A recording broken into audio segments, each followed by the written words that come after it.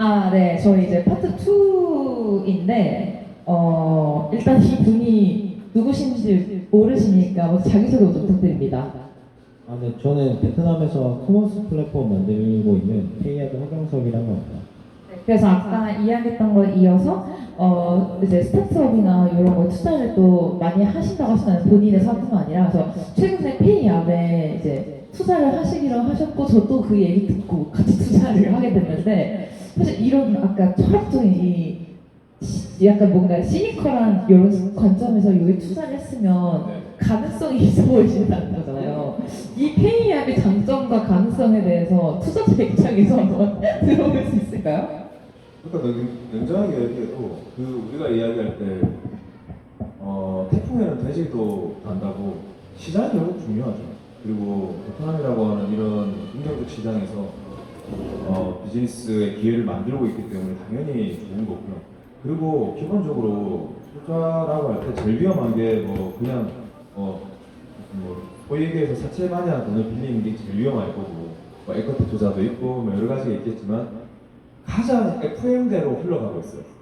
개인 투자적을 통해서 GP가 전체 관리하면서 비즈니스 하시는 대표님은 또 대표님대로 그걸 하시고 그러니까 프로세스 상에서도 가장 완벽하고 비즈니스 모델도 안정적이고 아까 말씀드린 대로 3천만 원까지는 이제 소위 얘기해서 환급이 100%다 돼요. 그러면 물론 소득에 따라 다르겠지만 개인 소득이 1억 5천이 넘는 사람들은 한 1280만 원 정도가 환급이 됩니다.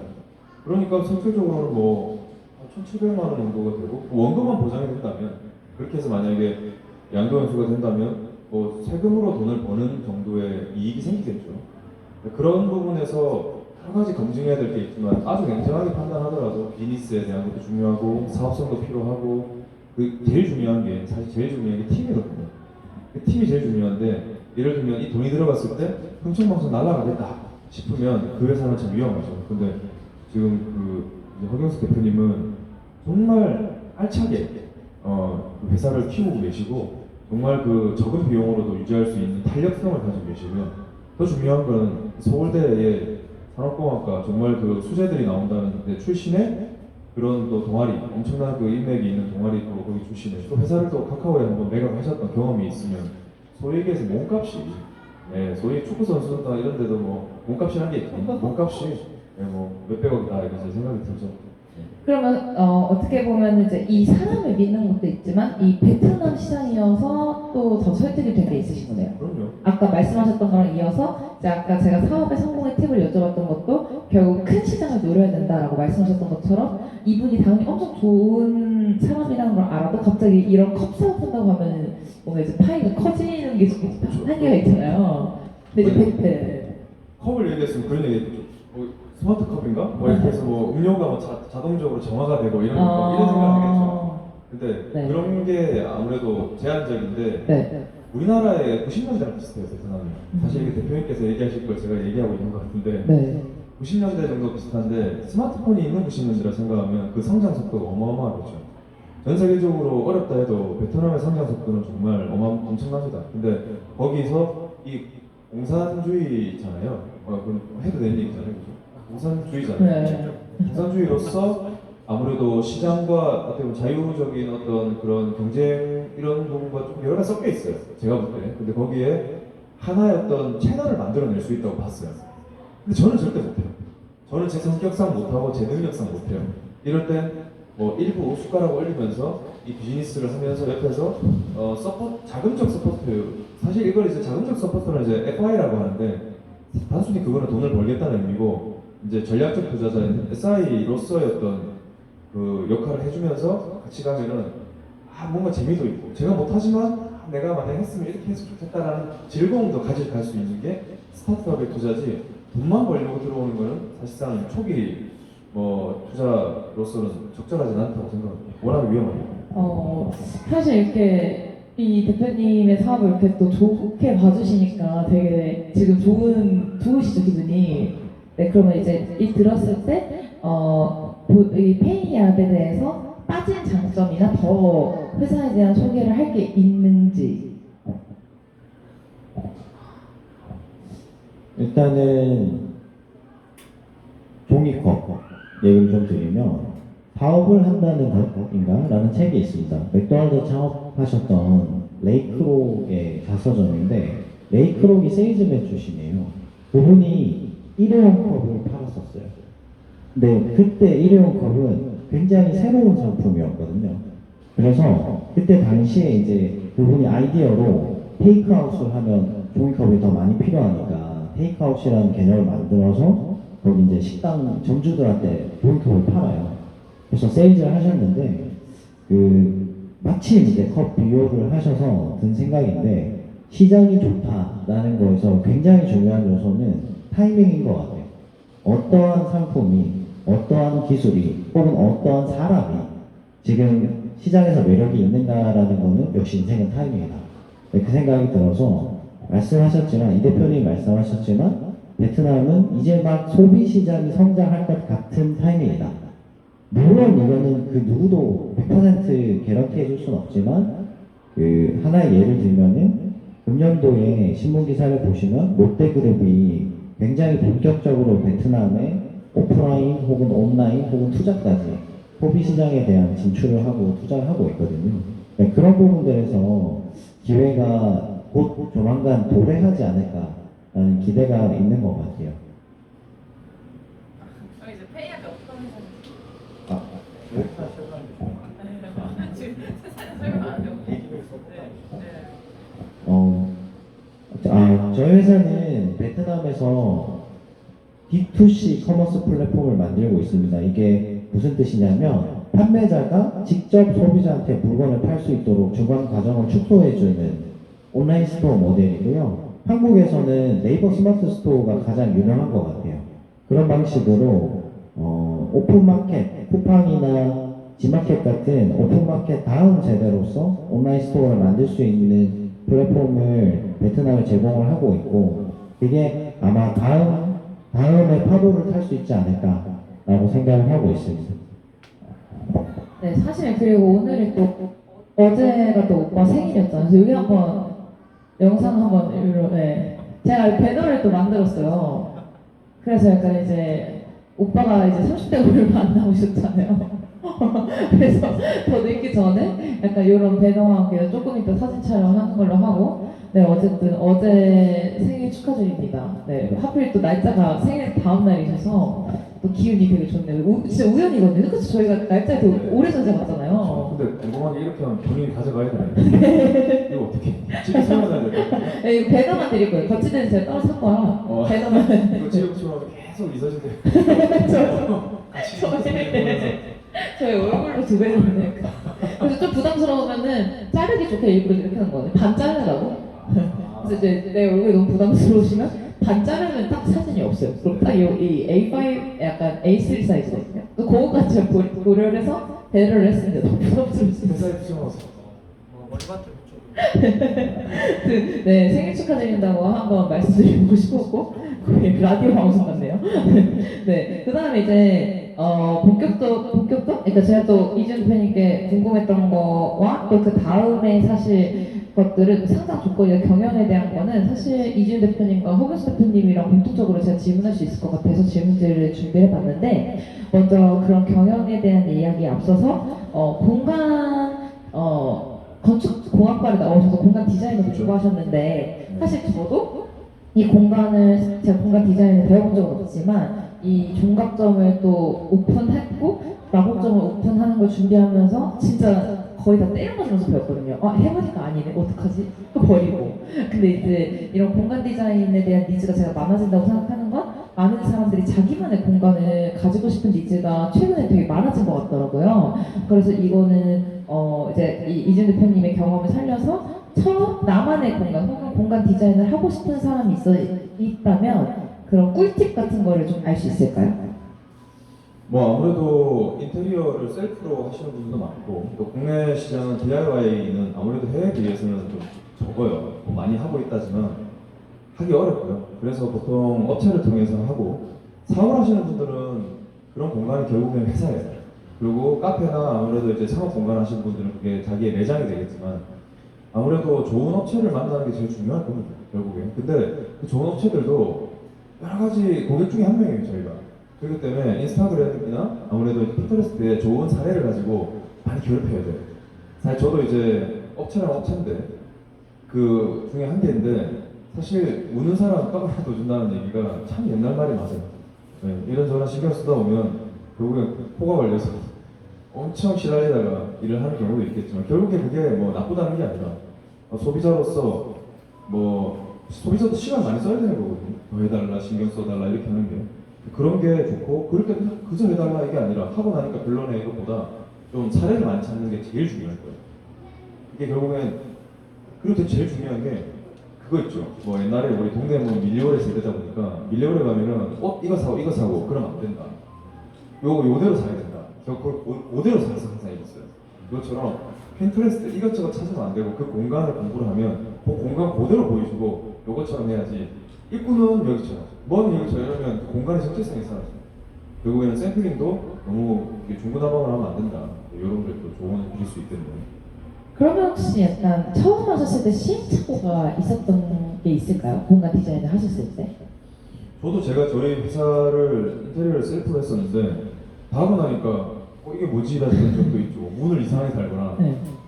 이렇게 하면은 동선이 꼬이거나 그래서 공간 구성에서 제일 중요한 거는 동선이에요. 아. 그래서 이제 퍼블릭 스페이스, 뭐 네. 프라이빗 스페이스에서 두 가지가 제일 중요해요. 그래서 개인의 공간 그리고 열린 공간. 그래서 지금 뭐 이 공간 같은 경우에도 과연 동선이 어디인가를 정리해야 돼요. 그러지 않으면은 어떻게 보면 폐쇄적 공간이 있고 네. 동선을 기반으로 가구 배치를 하거든요. 제일 중요한 게 이 동선이다. 그걸 배치를 잘해야 되는데 그거를 생각 안 하면은 이제 설계를 못 해요. 근데 보통 업체들이 갖고 오는 경우에는 설계까지 잘하면 비싸요. 근데 설계를 못하고 그냥 이런 식으로 만들어 줄게 하는 분들은 설계를 가지고 있지 않는 그쵸. 그런 경우에는 보통 핀터레스트 보고 이렇게 주는데 동선은 없어요. 그래서 손으로 그리더라도 그리고 나는 이렇게 걸을래. 동선을 먼저 그려요. 그런 다음에 여기 비워서 이 공간을 뭘로 쓸 건지 정의를 해야 되는 거죠. 그게 시행착오에서 제가 제일 많이 봤어요. 동선 잘못 잡았다. 또 있을까요? 그리고 CMF라고 해서 컬러 매터리얼 피니시인데 네. 즉 자재를 잘 선택해야 돼요. 지금 여기 같은 경우에도 헤링본 스타일로 만들었죠. 네네네. 이런 것들이 과연 나머지 이런 공간과 잘 어울리느냐. 너무 잘 어울려요 지금. 이런 톤 다운 되어 있고 네. 그래서 이제 토널 매너가 너무 잘 맞춰져 있어요. 이거를 만약에 이소진 대표님이 네. 개인기로 했다면 정말 대단합니다. 뭐 사실 크게 돈 들어갈 건 없어요. 물론 이게 아닌 공간을 다 저는 이제 공사 과정을 했으니까 네네. 그래서 상당히 저렴하게 잘 가성비 있게 뽑아냈다. 사실 이게 저희가 추구해야 될 가장 중요한 네네. 가성비 이 어려운 시절이다 보니까 네. 그런 부분에서는 참 샹들리아 이런 공간 참 좋은데 저는 이걸 실패를 많이 했어요. 이거 자재 좋다고 해서 여긴 이거 하고 벽엔 저거 하고 아까 그거 똑같아요. 폼으로 해서 깔아야 되는데 좋다는 걸 갖고 오다 보니까 이게 뭐지? 이런 공간들이 많이 생겼어요. 오, 되게 꿀팁이네. 나중에 또 사무실 인테리어 하시면은 이런 팁을 알고서 하면 좋을 것 같아요. 그러면은 사실 이 특수 조명을 선택하게 된 이유랑 또 어떻게 보면 지금 상장 준비를 하고 있다고 들었는데 그 과정, 지금 진행되고 있는 과정을 좀 알 수 있을까요? 일단 먼저 제가 상장을 먼저 얘기를 하면 뭔가 찔것 같아요. 이거는 좀 오해 소지가 있을 것 같아서 네. 공식적으로 얘기하기 좀 어려운 게 아직은 단계다 보니까 그렇죠. 사실 근데 뭐 그런 거죠. 뭐 언젠가 우리 성공할 거야 이런 것처럼 네. 목표를 가지고 하는 개념이니까 네. 좀 이따 이거 설명드리고 네. 특수 조명을 선택했던 건 아까 말씀 주신 대로 타이밍이었어요. 니치 마켓이라고 하죠. 결국에는 블루 오션이 아닌 레드 오션 중에 레드 오션이 조명 경쟁이 너무 치열해지고 있을 때 특화 조명이라는 게 뿅 하고 튀어나왔어요. 이 시장을 먼저 선정을 하게 된 게 뭐 정말 감사한 일이고 단순하게 처음에 팔았던 뭐 크리스마스 트리라든지 특수 조그마한 조형물들을 하는 거는 아무것도 아니었어요. 그걸 어떻게 스케일업을 하고 지금의 그림을 만들어낼 수 있었던 건 사실 제가 스스로 생각해도 좀 잘했다라고 생각하는 부분인데 그 과정을 견뎌내오는 건 우리 직원분들의 노고에 의해서 가능했기 때문에 그 과정에 투입되어 있던 우리 인원들이 직원들이 임직원이죠. 임직원들이 결국에는 회사의 주인이라는 생각을 하고 있고요. 그게 사실상 특수 조명 분야를 선택을 했고 그걸 집중할 수 있었던 힘이었다 이렇게 보이고요. 상장은 사실 이 조명 시장을 횡적 종족 성장을 통해서 매출을 이제 200대 이상으로 키워올 수 있었는데 중요한 건 이게 끝이 아니라 저는 인구 절벽이라든지 그리고 미래의 어떤 실버 비즈니스에 대한 여러 가지를 좀 고민하고 있습니다. 현재도 라이트 테라피라고 해서 이 빛은 결국 파장이거든요. 뭐 입자라고 하시는 뭐 그런 뭐 그것도 있지만 그냥 파장이라고 할 때 이 파장을 통해서 사람 죽일 수도 있고 살릴 수도 있습니다. 뭐 자외선, 적외선, 뭐 가시광선, 감마선 등등 있죠. 여기를 이제 라이트 테라피라는 개념으로 해서 사람을 치유하는 빛도 있고요.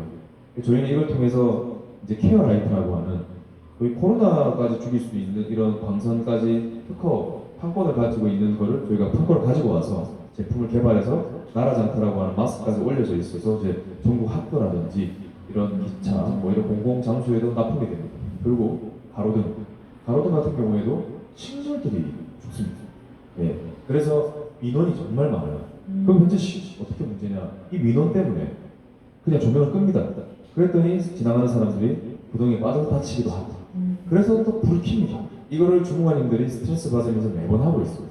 그래서 저희는 식물이 죽지 않는 특수 파장대를 활용해서 가로등을 만들고 있습니다.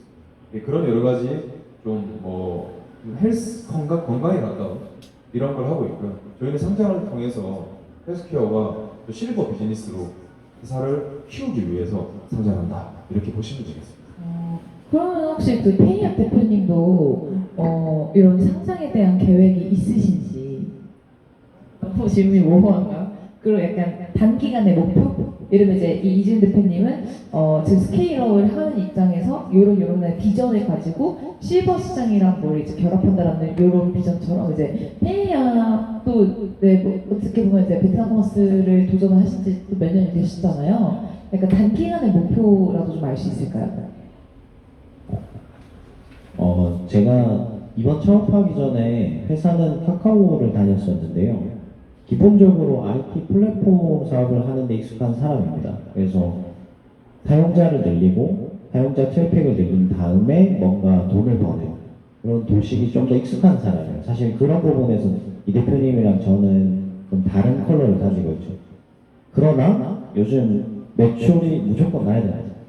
요즘 시절에서는 매출이 무조건 나야 되기 때문에 사업이라는 것이 혹은 회사라는 게 환경에 적응을 해야 되는 거잖아요.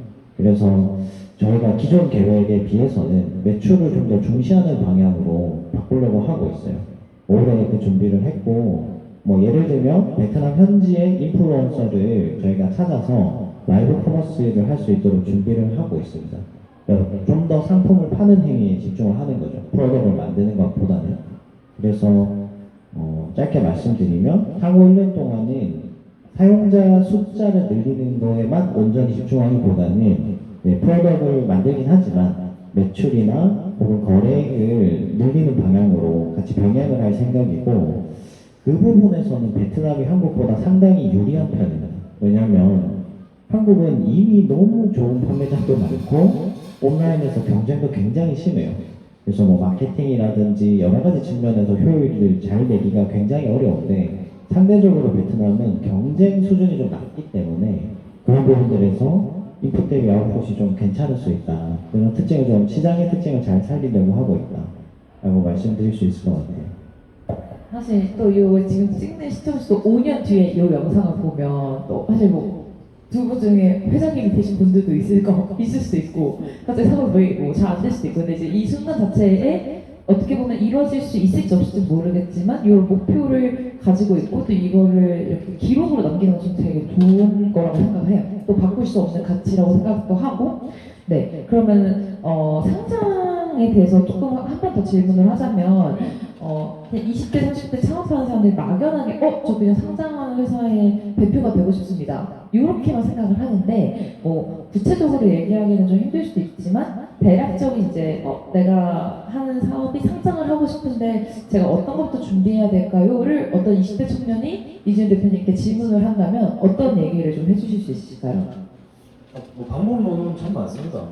코넥스 갔다가 갈 수도 있고 또는 뭐 기술품의 상장 뭐 이런 것들이 상장에 대한 기술적인 부분들은 많습니다만 제일 중요한 건 결국 왜가 될 거예요. 왜 상장을 해야 되냐? 그러면 질문에 대한 대답이 사실 이게 실제로 그 VC에 보통 뭐 심사위원분들이라고 하죠. 그분들이 가장 많이 물어보는 질문이 왜 투자 받아요? 그돈 어디 있어요? 그런 다음에 왜 성장할 거예요? 그랬을 때 뭐 어떻게 보면 하지 말아야 될 대답이라는 건 없지만 하지 말아야 될 대답이라고 하지만 그래도 하면 안 되는 대답은 엑시트의 하나의 이유로 그 상장이 되면 안 됩니다. 뭐 M&A나 이런 경우에는 엑시트의 하나의 전략이 될 수도 있습니다. 사실 그건 물론 락업이 걸려서 몇 년 동안 이제 일을 해야 되는 것도 있겠지만 상장은 새로운 시작이어야 됩니다. 상장이라는 건 결국에 제 돈이 아니라 누군가의 돈을 통해서 그 기회를 얻는 거거든요. 예를 들면 카페 10개 하고 있는 사람이 있다. 그러면 이걸 100개를 하면은 더 잘 될 것 같아요. 뭔가 시스템적으로 개선이 되면서 10개 할 때 뭐 10을 벌었으면 100개를 했는데 200을 벌 수 있다. 이거 뭐 가치가 있겠죠. 근데 1000개를 했더니 뭐 3만 개가 됐다. 뭐 3만 개를 벌 수 있다. 뭐 예를 들면 개념 이런 식으로 이제 접근이 되면 제가 볼 땐 그런 생각이 듭니다. 물론 이제 스케일업이라는 부분을 이해를 하면은 이 왜 상장을 해야 되는지가 가장 중요한 게 답이 될 것 같고요. 그냥 막연한 어떤 그 상장이라는 것들을 가지고 가는 지금의 저처럼 하나의 어떤 목표가 될 수 있으면 열심히 사는 근거가 될 수 있으니까 그 하나의 어떤 새로운 시작이다라고 보시는 게 그분들에게 대답이 될 수 있고 그러면 뭐 저는 현재 이 상장할 때까지는 어떤 비즈니스를 검증해내고 그게 곱하기 100, 곱하기 1000이 됐을 때 돈이 되겠다. 정말 잘 되겠다. 이랬을 때 상장을 받는 게 사실은 맞는 거죠. 그냥 이거 받았을 때 이제 내 인생은 대박이 나겠다. 저는 그렇게 생각 안 해요. 그거 하는 순간 사촌의 8촌까지 아주 피곤해집니다. 그거 다 잡혀 들어갔다는 게 아니고 뭐지 이게 잡혀서 이렇게 관리를 받죠. 이게 엄청나게 사실 등용이 되는 거죠. 비즈니스적으로 등용이 되는 거고 자격증이 있다면 행정복위 사법고시처럼 유명해지는 거고 사실 사회적 책임이 막강해지는 거죠. 그냥 거의 소위에서 이제 뭐 이렇게 어떤 하나의 세상에 노출되어 있지 않고 그냥 돈만 벌고 있는 게 더 유리할 수도 있다. 실제로 상장을 못하는 게 아니라 안 하는 회사들이 훨씬 많습니다. 돈이 되는데 뭐 굳이 이걸 내가 상장해서 안 하는 거냐 이건데 상장이 하나의 목표가 될 수 있고 또한 그게 그냥 어떤 정말 기술적인 상장이 그렇죠. 절대절명의 위기. 돈이 들어오면은 한 100억만 들어오면 이거는 이제 살아나서 정말 잘 될 수 있는 그런 바이오라든지 이런 회사들은 그게 필요하겠지만 근데 뭐 이제 사업의 특성에 따라 그 너무 다르니까 근데 제일 어쨌든 공통점은 왜 해야 되는가를 공부해야 된다. 그러니까 매출액이 몇백억 되면 다 상장이 되는 건 아니죠. 그건 아니죠. 뭐 1000억 돼도 안 되는 경우도 있고요. 한 3년간의 재무제표를 보고 구하게 되는데 기술통계 상장이라는 부분은 아무래도 재무제표가 조금 부족해도 할 수 있는 그게 하나의 방법론이고요. 근데 뭐 저희가 지금 하고 있는 비즈니스 모델만 가지고는 4,500억 정도를 하더라도 안 될 수도 있습니다. 그래서 저희는 이제 ICT 연구소를 가지고 있는 회사로서 이런 스마트 조명 그리고 헬스케어 관련되어 있는 제품들을 끊임없이 개발하면서 그런 사회 전반에 걸쳐져 있는 도움이 될 수 있는 기술들을 통해서 기술 특례를 가고자 하는 게 목표 중에 한 개죠. 뭐 상장이 무조건적인 해답은 아니라고 생각하기 때문에 과정 중에 하나다. 그렇게 보시면 되겠습니다. 네. 그러면 이제 그 다음 질문은 두 대표님께 공통적으로 이제 여쭤보고 싶은 건데, 사실 이제 저희가 책을 지금 이제 이준 대표님 책이 거의 마무리가 되고 있고, 이제 그 목차에 보면은 파트 2의 대부분의 내용이 사실 회사 경영, 뭐 인사 관리 팁, 재무 관리, 뭐 상품 정의, 고객 확립, 마케팅 이런 키워드들로 목차를 이제 짜셨거든요. 그래서 더 궁금하신 분들은 책을 읽으시면 되겠지만 그거에 앞서서 이제 간단하게 제가 여쭤보고 싶었던 거는 이런 키워드들을 이제 다 설명하실 수는 없지만 그냥 회사 경영에서 사실 이건 제가 목차의 키워드를 좀 잡아낸 거고 편하게 20대가 와서 청년들이 회사 경영에서 뭐가 제일 중요한가요, 대표님? 책에서 말고 현실적인 얘기가 궁금합니다라고 했을 때 각자 어떤 얘기를 하고 싶으신지 두 분께 궁금합니다. 방법론이라는 개념에서 볼 때 멘탈적인 게 있고 방법론 이게 크게 두 가지예요. 대표는 멘탈도 너무 중요하고 그 마인드도 중요하고 기술도 중요합니다. 그 마인드에서 가장 중요한 거는 그냥 뭐 눈이 내리는 것도 내 책임이다. 뭐 모든 뭐 그런 얘기하고 전쟁 나는 것 빼곤 다 대표 책임이다. 이런 네. 얘기가 있는데 네. 그 정도의 마인드 세팅이 필요하고 두 번째 제일 중요하게 생각하는 거는 성공을 제일 경계해야 돼요. 그러니까 하다가 보니까 잘 돼요. 예를 대표님도 여기가 이제 카페가 이제 여기가 네. 라운지가 잘 돼요. 네. 그러면 그때가 제일 경계해야 돼요. 집에 가서 밤을 새면서 고민해요. 이거 왜 잘 되지? 잘 되면 안 되는데 왜 잘 되지? 잘 되려고 노력은 했지만 네. 기본적으로 노력하면 실패를 해야 돼요. 그러니까 우리는 기대했을 때 노력하면은 성공할 거라고 생각하는 게 일반적인 머리의 알고리즘이죠. 인풋했을 때 성공이 나온다. 근데 실패가 되면 실망이라는 결론이 나오죠. 이게 아니라 이거 돌렸을 때 실패가 일반적으로 가요. 그러면 이게 계속 돌다 보면 하면서 툭 튀어나오는 게 성공이에요. 왜 됐지? 왜 돈을 벌었지? 세상에 돈은 거짓말 안 하거든요. 돈을 벌었다는 건 뭔가 있어요. 그럼 됐다. 됐으면 이 된 거에 모든 역량을 집중해서 부어야 돼요. 그럼 그게 뭔지를 알아야 되는데 파악이 생각보다 잘 안 돼요. 그게 경우에 따라서 6개월, 1년도 가요. 우연히 잘 된 성공이. 그러면 계속 돈이 되는 거죠. 나 정말 이제 잘 되는구나. 차 뽑고 돈 쓰고 뭐 속된 말로 술도 마시러 다니고 그러면서 회사가 기울게 됩니다. 근데 그때 경계해야 된다는 게 집중해서 성공 요소를 뽑아야 돼요. 불안해하면서 뭐 겁내면서 이게 바로 긍정적인 부정적 태도. 이거 내가 우연이다. 이건 어쩌다가 뒤로 걷다가 쥐잡았는데 원인 못 찾으면 나 조만간 꼭절로 망한다. 이런 불안감을 가지고 집중해야 되는 게 마인드에서 가장 중요하고요. 기술에서 중요한 거는 소위 얘기해서 오른손에는 운용의 칼, 왼쪽에는 발전의 칼이 있어요. 그게 뭐냐? 오른손에는 인사, 재무, 기획 이 세 가지가 가장 중요해요. 그리고 왼손에는 상품, 고객, 마케팅을 쥐고 대표는 꽉 쥐고 있어요. 이게 이제 아무리 많은 임직원분들이 오더라도 이 오른손과 왼손을 잘 활용해서 직원분들이 일을 잘 할 수 있도록 만들어야 돼요. 그냥 무턱대고 직원들한테 이거 네가 다 관리해 뭐 이런 식으로 다 전한다고 해도 이 직원들이 지나고 나면 이런 힘의 균형도 못 맞추고 이 무능력한 대표 이러지만 사실 대표는 너를 믿었으니까 준다라는 식의 어떤 좀 서운한 마음을 나타내지만 그것 또한 대표의 잘못이라는 거죠. 인사 재무 기획은 결국에 인사, 권, 재무권, 기획권입니다. 그러니까 이 세 가지가 결국 대표가 마지막에 결정할 수 있어야 된다는 거고 그 힘을 유지해야 돼요.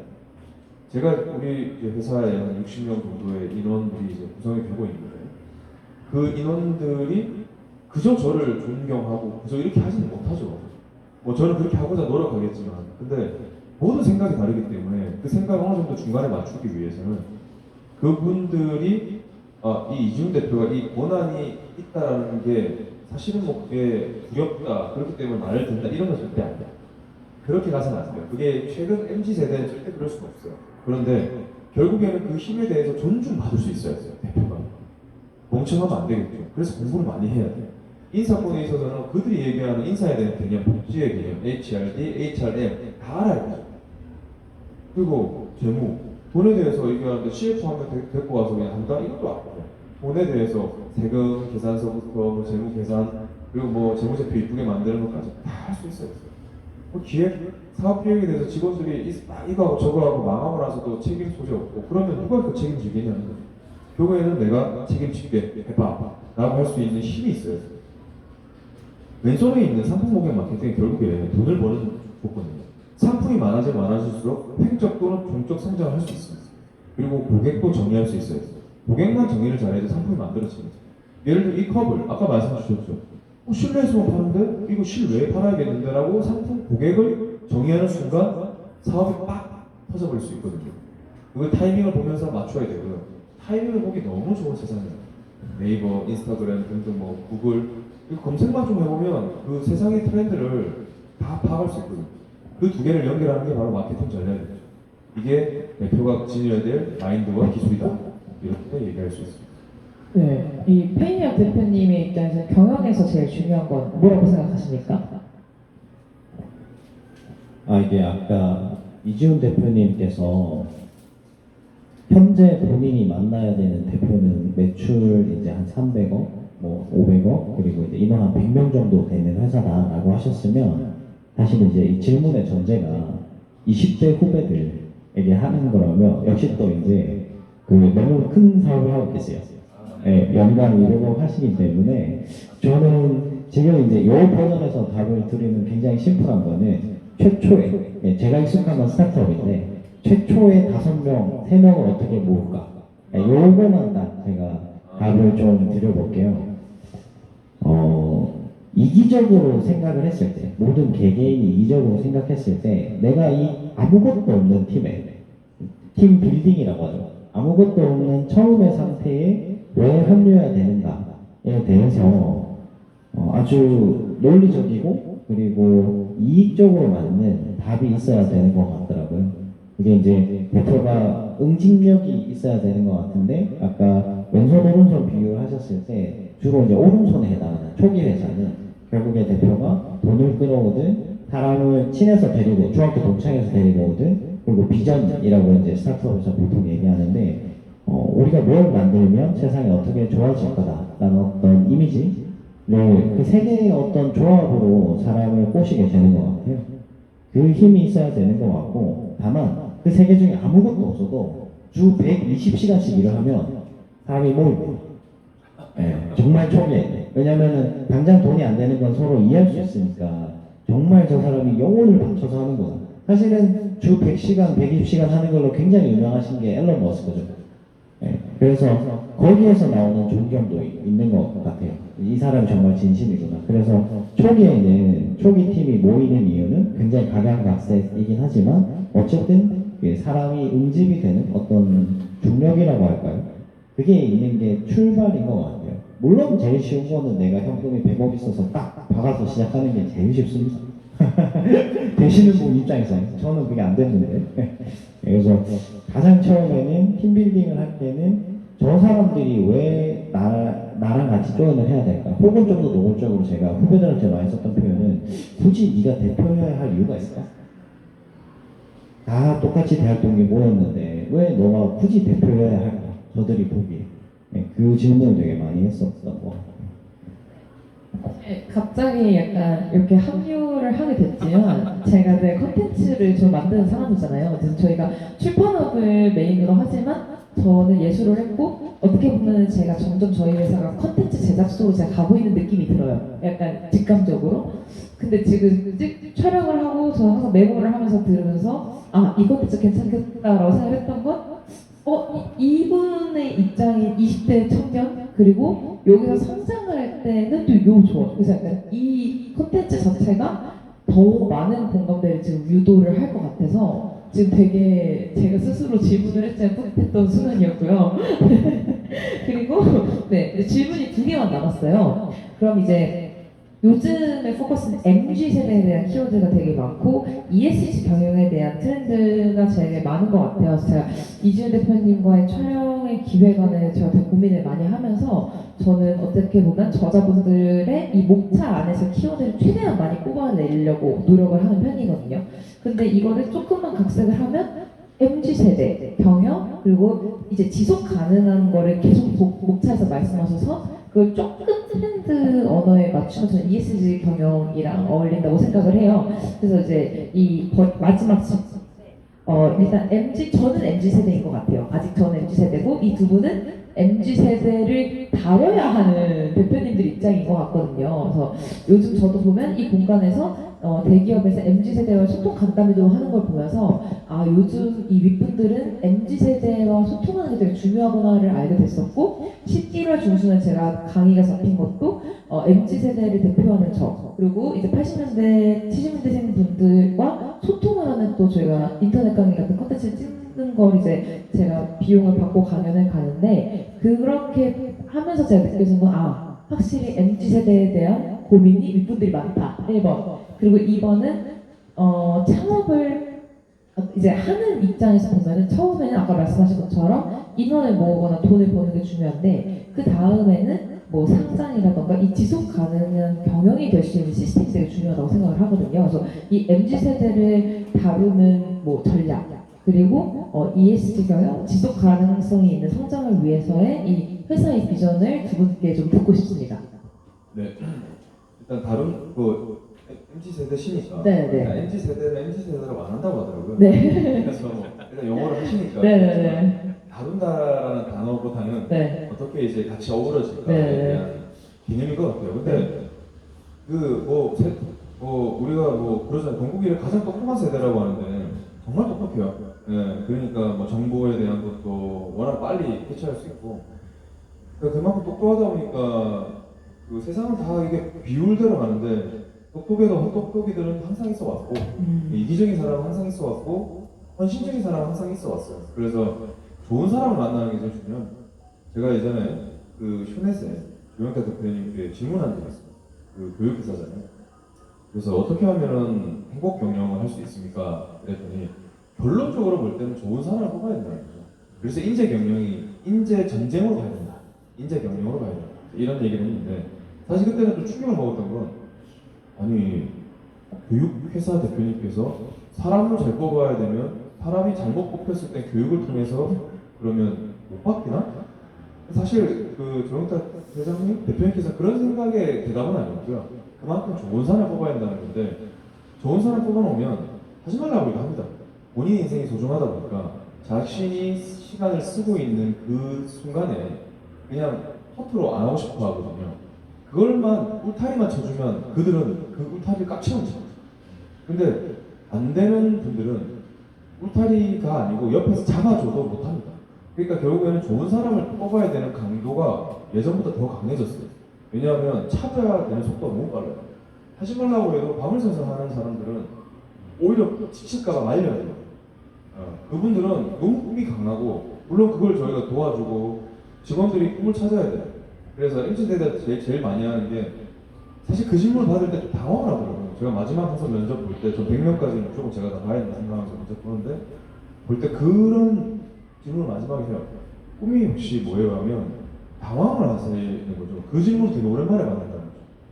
그래서 그냥 평범하게 사는 게 가장 꿈입니다라는 답도 있고 뭐 이런데 사실 가장 좋은 인스피레이션은 회사의 성장과 개인의 성장이 똑같을 때인데 개인이 꿈이 없을 때 회사를 다니다 보면 이거 내가 잘하면 내 인생이 참 행복해지겠는데 내가 정말 이 일의 전문가가 될 수 있겠는데라는 걸 좀 찾아주면 양쪽이 좋아요.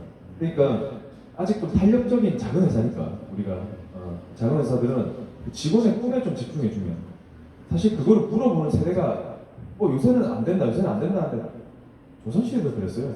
그렇잖아요. 뭐 밈 같은데 그 무슨 벽화에도 요새 애들은 말을 안 듣는다 이런다는데 저는 그렇게 믿거든요. 그래서 특히나 저희는 삐삐 세대예요. 삐삐부터 써서 CT폰 쓰고 그 다음에 핸드폰 언제 대학교 때 뽑았죠? 저 대학교 때 뽑았는데 그걸 다 경험했던 세대잖아요. 그러다 보니까 그런 여러 가지를 다 경험해봤던 세대이기 때문에 사실 뭐 중학생, 초등학생 요새 이 친구들은 뭐 아예 가상현실이 더 익숙하다고 하지만 그러니까 그런 요새 MZ 세대라고 취업 현상에 있는 친구들은 좀 저는 그들의 꿈에 좀 관심을 가져주고 울타리를 쳐주고 너무 가까이도 멀진 않는 우리가 뭐 멀가중이라고 하죠. 멀지도 가깝지도 않는 중간을 이 회사의 이 인사 담당자들이 좀 잘 유지하는 게 그리고 그 기회를 좀 많이 줬으면 좋겠어요. 이 커피만 타는 게 그들의 몫이 아니라 좀 기회를 줘서 이 사회적으로 기회를 많이 줘야 돼요. 정말 경험 쌓을 수 없어요. 그리고 또 그들도 소위 그런 거 있죠. 너무 아는 게 많아지니까 열정페이다 뭐다 이러면서 일을 안 합니다. 근데 저는 양쪽에서 좀 사회적 협의가 일어나지 어렵겠지만 저 그냥 월급을 안 받더라도 배우려고 하는 그런 친구들과 저희는 그렇다는 게 아니지만 그런 사람들과 또 반대로 사회에 그런 기회를 많이 주는 대표들이 잘하게 이렇게 조합되어 있는 세상이 되어야 경험을 쌓을 수 있는데 저도 뭐 사회 초년 때는 제가 소위 한 3년은 이래저래 이용당하다 보니까 그냥 지치더라고요. 그게 약간 인정했어요. 그래서 나를 마음껏 이용해라. 대신 내가 그만큼 배울 거다. 그래서 나머지 사업하는 한 7년 동안은 남들의 10배 이상 살아서 저는 사업 경험이 뭐 70년 이상 있다라고 저는 자부할 정도로 열심히 살았는데 그런 게 사회적으로 조금 인식이 돼서 그런 경험을 그저 돈을 안 주면 악덕사장 또는 아니면 그런 뭐 대표 입장에서는 무조건 나 기회를 주니까 돈 안 줄 거야 이렇게 하면 안 된다는 거죠. 예, 그래서 경험을 소중하게 하는 사람들은 무조건 성공하게 돼 있습니다. 옛말에 그런 말이 있습니다. 낭중지추라. 그래서 숨어서 무조건 태어나게 돼 있고, 훌륭한, 이런 좀 표현이 그럴 수도 있겠지만 옛말에 있는 말이니까 훌륭한 의도 닦기는 없다. 즉 항상 이런 의도를 닦는 분들은 이 대표들의 의도를 닦다 보니까 너무 훌륭한 분들은 다 채간다는 거죠. 그런 절대 그분들을 비하하는 게 아니라 네. 그런 정도의 또 훌륭한 그런 분들은 항상 잘 되기 마련입니다. 저는 그런 믿음을 갖고 사는데 요새 너무 사회적으로 뭐 그런 거 있죠. 제 경험하지 않는 사람들끼리 싸워요. 결혼도 경험하지 않는 사람들끼리 싸워요. 근데 막상 사는 사람들 잘 살고 취업하는 사람들 잘 살아요. 근데 하지 않는 분들께서 너무 지레짐작 걱정하는 그런 것들이 좀 사라져야 되지 않나.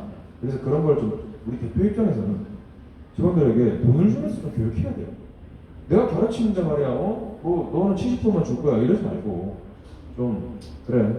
내가 사회적으로 기부한다 생각하고 돈도 줘보고 그러다가 10명 투자하면 한 명 건집니다. 정말 훌륭한 친구 만나면 그 친구들이 돈 다 법니다. 나머지 분들도 우리 회사 경험 쌓고 나가면 또 되는 거고요. 그런 분들은 또 제가 마음을 또 주고 나머지 9분들도 그냥 나가지 않겠죠 회사에서. 그러면 그분들은 또 그분들 나름대로 또 기회를 주죠. 그래서 예전에 이건 회장님 그런 얘기를 했죠. 다 변할 수 있어. 천천히 변한 사람 천천히 변하고 작게 변한 사람 작게 변하고 크게 변한 사람 크게 변해라. 그러지만 다른 사람 기다렸지 마라. 뭐 이런 말이 있습니다. 저는 그 100% 공감하는 이야기고요. 그런 기회를 열어줘야 된다. 대표는 그런 얘기로 마무리하죠. 그러면 지속 가능성이 있는 경영 자체가 어쨌든 이런 인재를 키우는 거에 대한 포커스가 있다는 네, 거죠? 근데 지속 성장성의 개념은 아이템에 대한 것도 있어요. 그러니까 아이템이 너무 단발적으로 끝날 거에 우리의 소중한 시간을 쓰지 말라 이런 거죠. 그 시장이 크고 성장하는 데 가야 되는데 근데 그게 또 쉽지 않다. 어쨌든 점프할 때 이제 중간에 계단은 필요하죠. 그러니까 이런 지속 성장성이 가야 되는데 이거 2, 3년 하고 나면 안 될 것들 그냥 돈만 벌고 끝날 것들에 우리가 돈을 벌다고 하더라도 이 조직은 문화를 먹고 살거든요. 대표의 한마디에 이제 움직일 수 있는 거는 쉽지 않아요. 문화와 시스템입니다. 그러면 그걸 결국에 긍정적으로 만들어내야 되는데 대표가 돈 하나에 미쳐가지고 그거 하면 돼 이게 아니라 직원들이 실수하더라도 그게 돈이 많이 나가더라도 기회를 주고 그게 하나의 교육이라 생각하면서 가는 이게 지속성이거든요. 예를 들면 우리 대표님께서 직원이 실수를 했어요. 여기서 뭔가를 했는데 최선을 다했지만 잘못됐어요. 그럴 때 뭐라고 할 거냐? 지속성장성을 기반으로 한 인사 시스템은 그 기회, 그 실패를 곧 교육 비용으로 치환해야 돼요. 이게 지속성장 가능한 시스템이에요. 근데 이것도 내 돈 날리고 말이야. 이게 네 돈이었으면 이런 식으로 했겠냐 이런 식으로 얘기를 하는 순간 그 직원은 절대 회사의 지속성장성을 가질 수가 없어. 저도 이게 완벽하지 않습니다. 하다 보면 감정이 나오게 되는 건 사람이니까. 그런데 그러지 않기 위해서 노력하는 자세가 우리는 대표가 끊임없이 가져야 되는 자세다. 그렇게 생각을 하게 됩니다. 네. 이 황현수 대표님의 MZ 세대와 이 ESG 경영에 대한 견해가 어떻게 되시나요?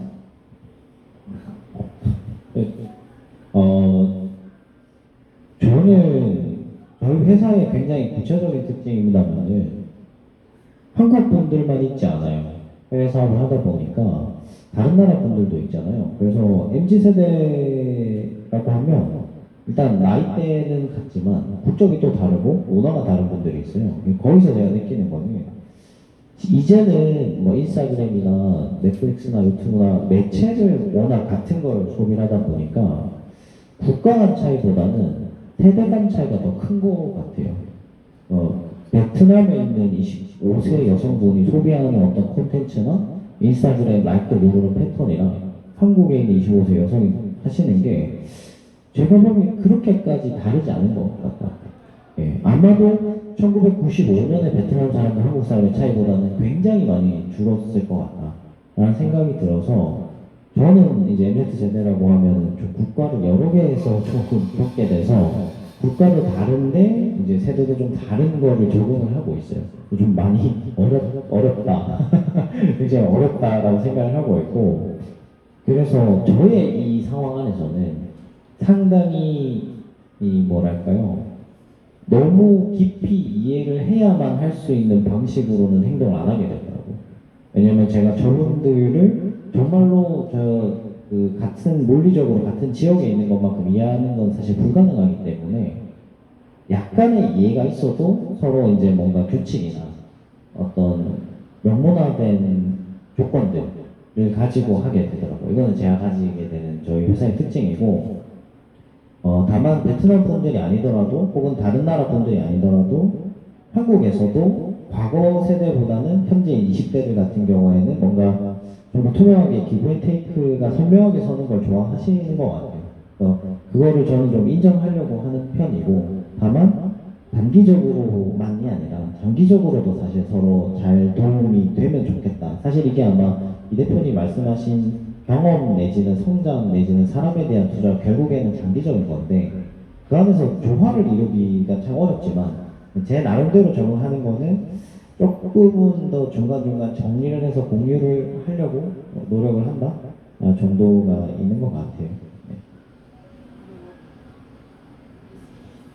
지속 가능하다라는 거는 제가 이제 판교에서 일을 했기 때문에 한국의 여타 지역에 비해서 판교에 있는 IT 기업들은 평균 근속 연수가 굉장히 짧습니다. 카카오 같은 경우에도 제가 2015년도에서 19년도까지 카카오에 있었는데 그때 아마 제일 인기 있는 회사 중에 하나였던 것 같아요. 그럼에도 불구하고 4년에서 5년 넘게 다니시는 분이 굉장히 드물었어요. 저는 저의 경험이 5년 이상 다니면 정말 오래 다녔다. 저 사람은 이게 익숙한 업계 출신이다 보니까 4년에서 5년 정도 지나면 당연히 이직을 하는 걸 전제로 조직을 좀 바라보게 됩니다. 저 스스로. 그래서 정말 지속 가능한 거는 저희 회사를 다니신 분들이 나중에 더 좋은 데로 이직할 수 있는 회사가 되면 지속 가능한 회사가 되지 않을까. 굉장히 심플하게 말씀드리면. 근데 그게 뭐 직군이나 연차나 굉장히 복잡다단하니까 좀 더 유리한 포지션, 좀 더 유리한 연차가 있을 수 있겠지만, 그래서 이직하기 좋은 회사가 되면 이직을 많이 하시겠죠? 근데 그러면 채용이 또 잘 되겠죠? 예, 그래서 저는 좀 순환하는 시스템으로 보는 편인 것 같아요. 예, 이거는 근데 저희 이제 스타트업이나 IT 업계는 좀 공통적으로 가지는 체감이 아닌가. 왜냐면 거스를 수 없다에 가까운 것 같기도 해요. 예, 이 정도로 가지고 있습니다.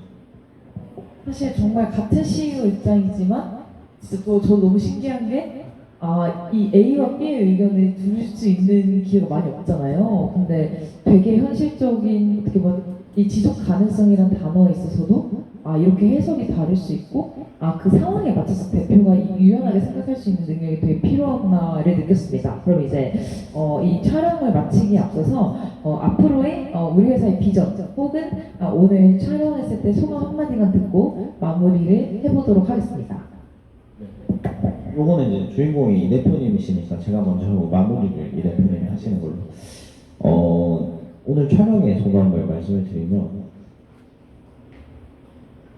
태어나서 처음으로 생일 축하 배너를 제가 실무로 영접을 한 날입니다. 그리고 예상치 못하게 제가 오늘 출연을 하게 됐는데, 이게 참 제가 원래 저희 회사에 투자하신 분들이기도 하시지만 개인적으로 친한 분들이기도 해요. 그렇지만 또 이렇게 카메라가 켜져 있는 상태에서 대화를 하는 게 상당히 많이 느낌이 다르구나. 제가 이게 찍히는 사람이 원래 아니라서 상당히 어색하기도 하거든요. 그래서 그런 부분들에서는 색다른 경험이었고, 대표님이 책을 쓰시잖아요. 책을 쓴다거나 혹은 이런 영상을 만든다거나 이런 콘텐츠를 만든다는 게 같은 시간, 어제와 크게 다르지 않은 오늘을 되게 좀 다르게 경험할 수 있도록 만들어주는 것 같다. 그 생각이 많이 들었어요. 예. 얘기를 정말 잘하셔서 들으면서 하면서 약간 이 듣는 사람으로서 있다 보니 제가 할 얘기를 비전 첫 번째가 SK는 이 수주를 주로 하긴 하는데 수주를 하되 이거를 이제 어쨌든 어느 정도 니치 마켓에서는 1등을 하고 있습니다. 그래서 1등으로서 그런 오블리스 오블리제 개념에서 보면 많이 베풀어야 되고 베푼다는 게 결국에는 돈에 집중하기보다 많은 콘텐츠와 그리고 아까 얘기했던 조형, 조명, 미디어 이런 것들 잘 활용해서 대한민국을 아름답게 만들어야 될 책임과 권한이 있다고 생각합니다. 거기가 저희의 비전에 있고 EST는 그리고 그게 1단계입니다. 2단계, 3단계 넘어가면 또 저만의 트렌드가 있겠지만 우선 오늘 구체적으로 말씀드릴 수 있는 비전은 사실 대한민국을 아름답게 만들자 정도가 되겠고요. 그리고 이제 소감은 생각보다 재밌게 했어요. 네, 그리고 뭐 편안하게 해서 제가 생각보다 잘 말을 하는구나, 체질이다, 이런 생각을 자주 좀 이렇게 해야 되겠다 이런 생각을 좀 하게 되는 농담이고요. 좋은 자리 마련해 주셔서 감사드리고 제가 책에 나오게 되면 또 이런 자리가 있겠지만 그때도 이런 좋은 기회를 통해서 또 인사드릴 수 있으면 좋을 것 같습니다. 네, 그럼 이걸로 촬영을 마무리하도록 하겠습니다. 안녕. 감사합니다. 네, 감사합니다.